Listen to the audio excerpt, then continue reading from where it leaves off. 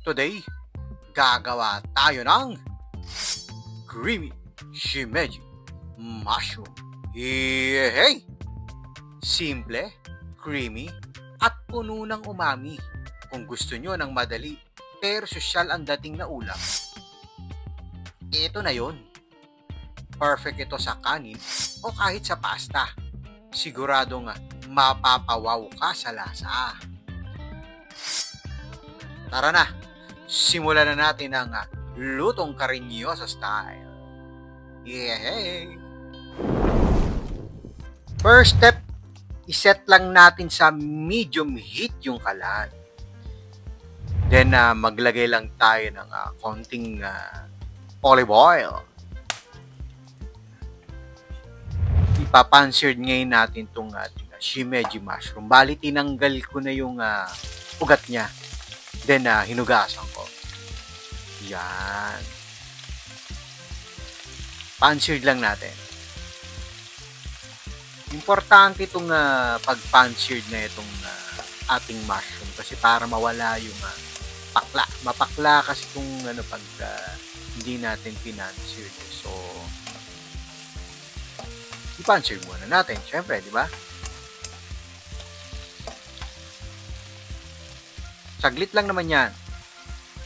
Then, season natin ng salt and ground pepper.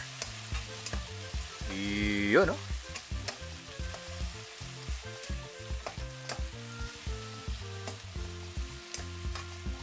Iba yung texture niya pagka naluluto na eh.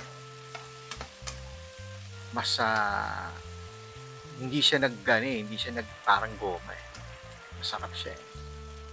Then okay na to. I-set aside na natin. Then dun sa pinaglutuan din ng ating mushroom, maggigisa lang tayo. Maglalagay lang din tayo ng konting olive oil. Yan. Then pagka mainit na yung ating kalan, maggigisa na tayo ng garlic. Bali ginawa ko minced garlic. Damihan nyo na yung garlic. Pwede namang madami siya. Mas okay nga siya pag marami talaga. Yan. Hintayin lang natin na lumabas yung umami niya. Kanyang amoy. Then, lagay tayo ng red onion.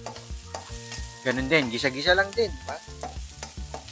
Mag-ano lang tayo. Kailangan lang lumabas yung umami niya. Tapos mag-translucent lang yung ating onion.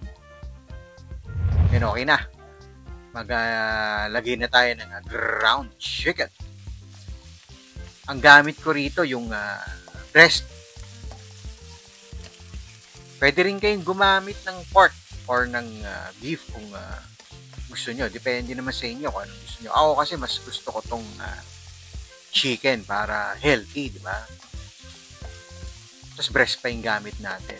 Tinanggal ko na yung, although naglagay ako ng konting chicken skin para medyo may oil naman siya. May lasa-lasa. Tapos season din natin siya ng salt and ground pepper. Yan. Tapos ganun din. Sangkotsa lang din.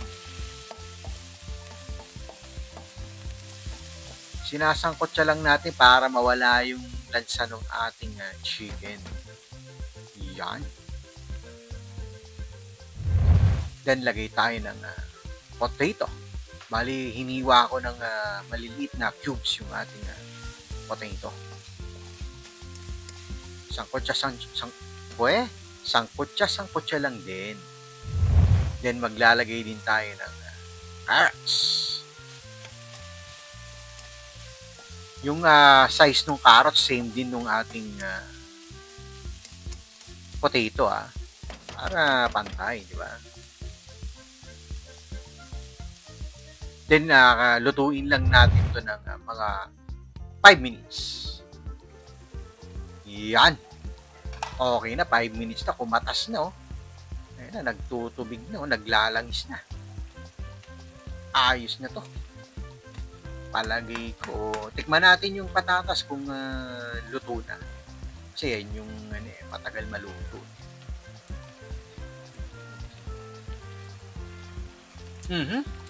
Ayun. Ayos na. Luto na yung ating potato. Pagkaluto ng potato, lagay na ngayon natin yung ating nilutong shimeji mushroom. Yan, sama nyo na pati yung sabaw ng shimeji mushroom. Yan talaga yung kakaibang lasa niyan. May pagka-earthy yung lasa niyan kasi. So, tapos lalagyan pa natin ng cream. All-purpose cream yan. Mas masarap lalo yan. Sangkutsa lang. Then, maglalagay tayo ng all-purpose cream. Yun. Ito yung magdadala dyan. Sarap. May pagka-style. May pagka-style sopas yan na hindi mo maintindihan. Pero, dahil nga siyempre, naman tayo, nagpa-imbento lang tayo ng ating recipe, pero nakakachamba naman. Ito ang sarap nito sinubukan ko na rin to. Panalo Actually, pwede nyo lagyan ng butter para medyo creamy yung pagkakasos niya. Kung gusto nyo lang naman. Tikman natin. Yun. Ayos na, pero medyo natatabangan lang ako ng konti. Konting-konti lang naman. Kailangan gusto ko medyo alat ng konti. So, i-season natin siya ng salt at saka ng ground pepper.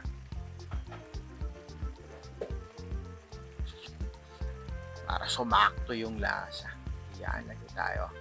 Yung paglalagay ng salt and pepper, depende naman sa inyo yan kung ano yung titikman-tikman nyo rin syempre, di ba? Ngayon, kung sa panlasa nyo matabang, dagdagan nyo lang ng konti, diba? Tapos hanggang sa yung desire nyo na lasa makuha nyo na. Kasi hindi naman talaga yan, mahirap talaga sukatin pagdating sa mga ganyan, yung mga panlasa. So, ikaw talaga mag-a-adjust, titikman-tikman nyo talaga yung niluluto nyo. Mahirap din kasi yung nakarelay tayo dun sa exact measurements, lalo na kung kasi yung gagamitin. Tikman natin ngayon yung mushroom. Ayun, sakto, sarap. Panalo man! Luto na yung ating creamy shimeji mushroom. Diba? Napakadali. Napaka-healthy. Oh, ha?